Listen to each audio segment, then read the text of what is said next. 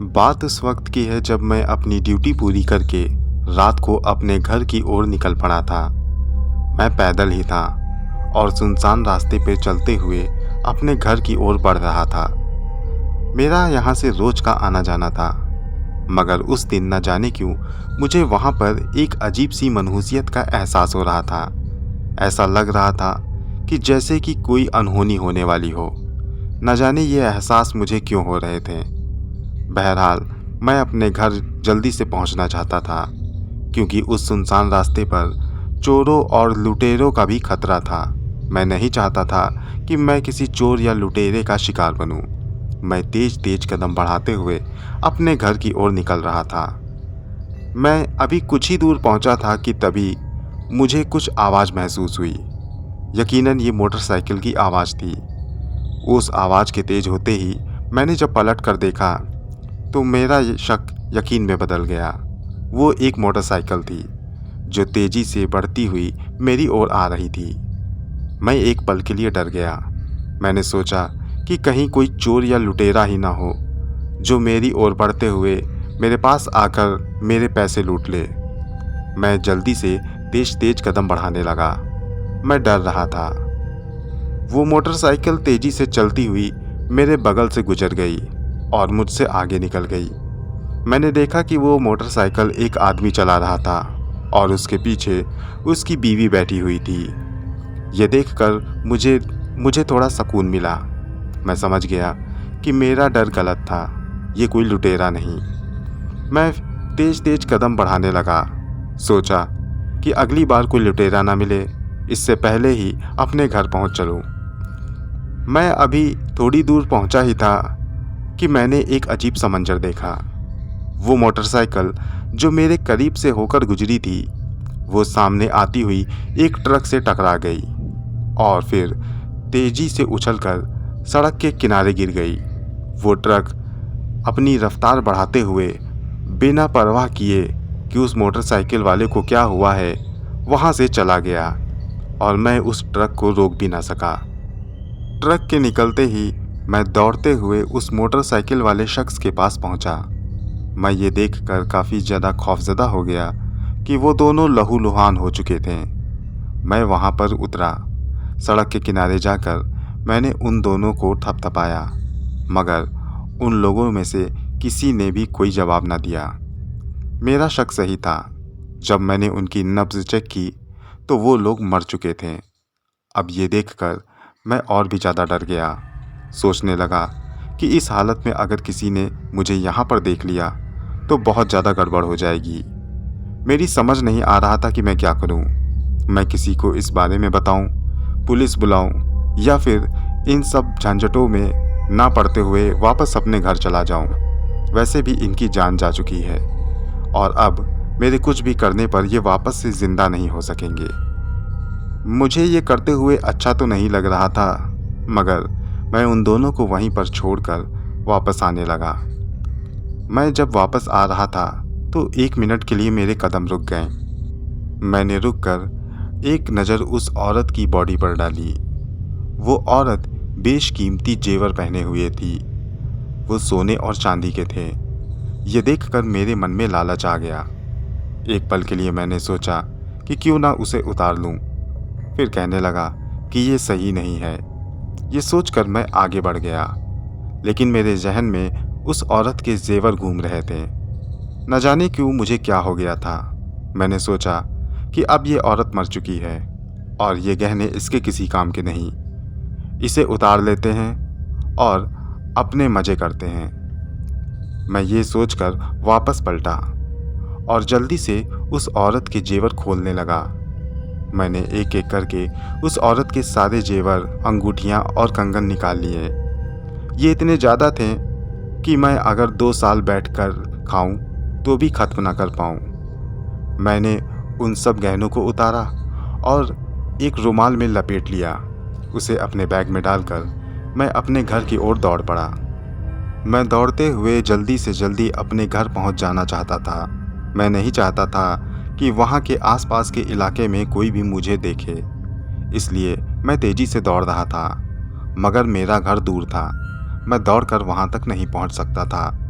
मगर जितनी जल्दी हो सके मैं उस इलाके से थोड़ी दूरी जरूर बना सकता था। मैं थोड़ी दूर तक दौड़ा। दौड़ते रहने के कारण मैं हांफने लगा और फिर मेरे कदम रुक गए। थोड़ी देर मैं सड़क के किनारे खड़ा रहा, फिर तेज तेज कदम बढ़ाकर चलने लगा। वापस से दौड़ने की ताकत मुझ में नहीं थी, इसलिए मैं पैदल ही अपने घर की ओर जा रहा था। मैं आगे बढ़ते हुए इस बात का अंदाज़ा लगा रहा था कि ये जेवर कितने के होंगे। मेरे अंदाजे के मुताबिक इन जेवरों की कीमत 70 से 80 हज़ार रुपये तक के जरूर होगी, और ये रकम उस जमाने में बहुत हुआ करती थी। मैं यही सब सोचते हुए अपने घर की ओर बढ़ रहा था कि तभी मेरे कानों में किसी के 2 बार ताली पीटने की आवाज़ पड़ी। मैं झट से पलटा, देखा तो पूरी सड़क पर सन्नाटा पसरा था। मैं एक पल के लिए डर गया। मैं ये सोचने लगा कि कहीं कोई चोर उचक्का मुझे देखकर ताली पीटते हुए अपने साथियों को मेरे आने के बारे में आगाह तो नहीं कर रहा।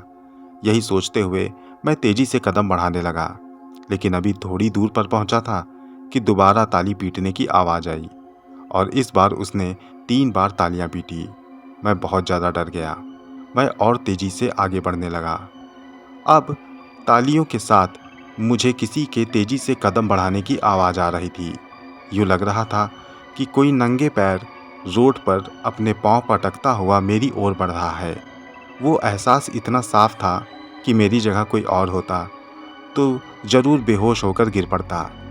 मैंने एक बार फिर पलट कर देखा, वहाँ पर कोई नहीं था, और जैसे ही मैं आगे बढ़ने लगा मुझे वो एहसास फिर से होने लगे। मैं डर के मारे तेज़ी से भागने लगा तो मुझे इस बात का एहसास हुआ कि कोई और है जो मेरे पीछे भाग रहा है। मैंने भागते हुए पलट कर देखा तो वहाँ पर कोई नहीं था। पलट कर देखने के कारण मैं सामने देख न सका और मेरा पैर एक छोटे से गड्ढे में गिरा और मेरा बैलेंस बिगड़ गया। मैं झट से रोड पर गिर गया। मेरे हाथ से मेरा बैग छूट गया। मैंने जल्दी से खुद को संभाला और बैग उठाकर फिर तेज तेज कदम बढ़ाते हुए बढ़ने लगा। ठोकर खाने की वजह से मेरे पैर में थोड़ी सी चोट भी आ गई थी। मैं जैसे जैसे आगे बढ़ रहा था मुझे किसी के अपने आसपास होने का एहसास भी बढ़ता जा रहा था।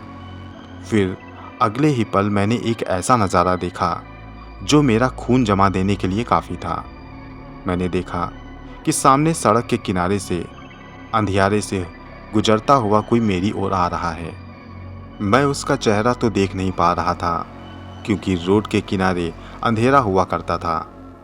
जब वो रोड के किनारे से थोड़ा बीच में स्ट्रीट लाइट के नीचे आया तो मैंने उसका चेहरा देखा, और उसका चेहरा देखकर मेरे कदम एक बार फिर ठिठक कर रुक गए। माथे पे पसीना आ गया, दिल तेजी से धड़कने लगा, क्योंकि ये चेहरा उसी इंसान का था जिसको मैंने अभी थोड़ी देर पहले मरा हुआ देखा था। उसके सिर से उसी तरह से खून बह रहा था। वही लिबास, वही शक्ल और सूरत। वो मेरी ओर बढ़ रहा था। अपनी ओर बढ़ता हुआ देखकर मैं काफ़ी ज़्यादा खौफज़दा हो गया और मेरे मुंह से चीख निकल गई। मैं तेज़ी से वहाँ से भाग निकला और भागते हुए अपने घर की ओर आ गया। अब मेरा घर बिल्कुल करीब था। मैं अपने घर को करीब देखकर और तेज़ी से भागने लगा। मैं जल्दी से अपने घर के मेन गेट पर आया, उसका ताला खोला और उस ताले को अंदर से लगा दिया। जब मैंने अंदर का ताला बंद किया तो एक बार फिर बाहर की ओर नज़र दौड़ाई। वहाँ पर कोई नहीं था, मगर मैं डरा हुआ था। मैं भागते हुए अपने घर के अंदर आया और नीचे के सारे कमरों के दरवाजे और खिड़कियाँ बंद कर दी।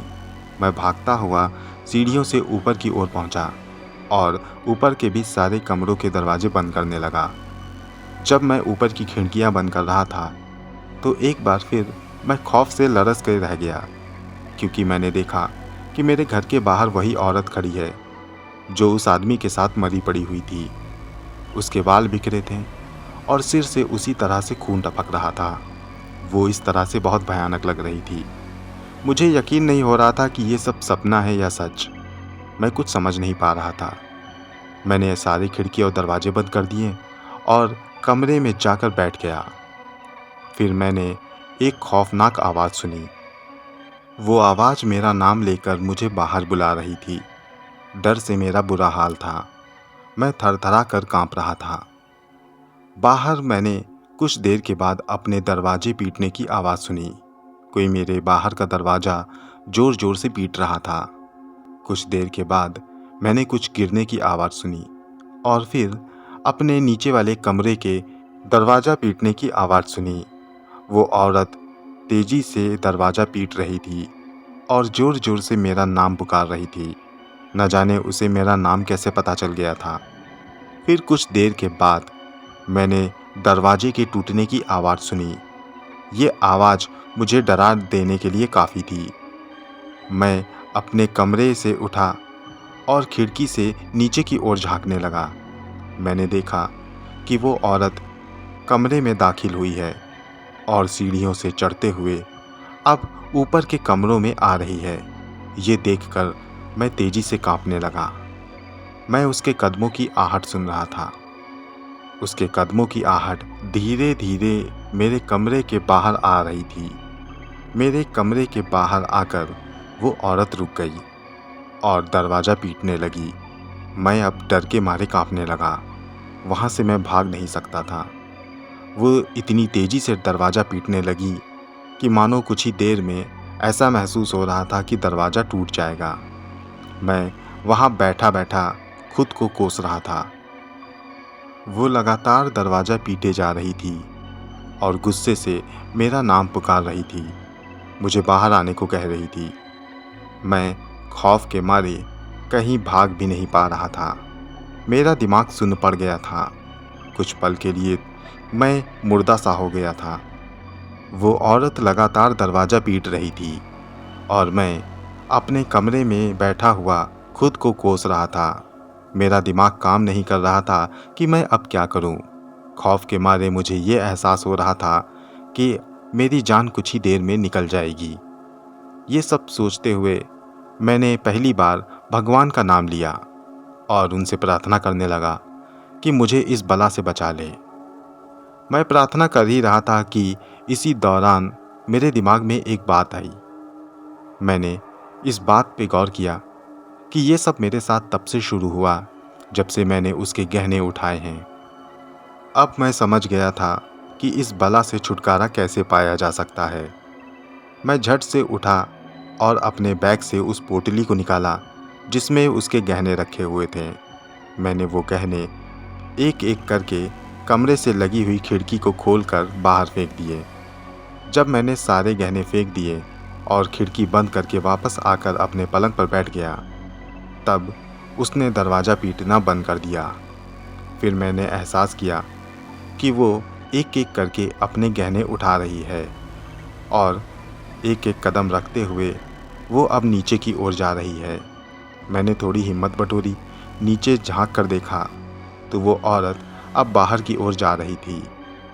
मैंने फिर से खिड़की से बाहर की ओर देखा तो वो मेरे मकान से निकलकर अब वीरानी में चली जा रही थी और धीरे धीरे करके वो मेरी आंखों से ओझल हो गई।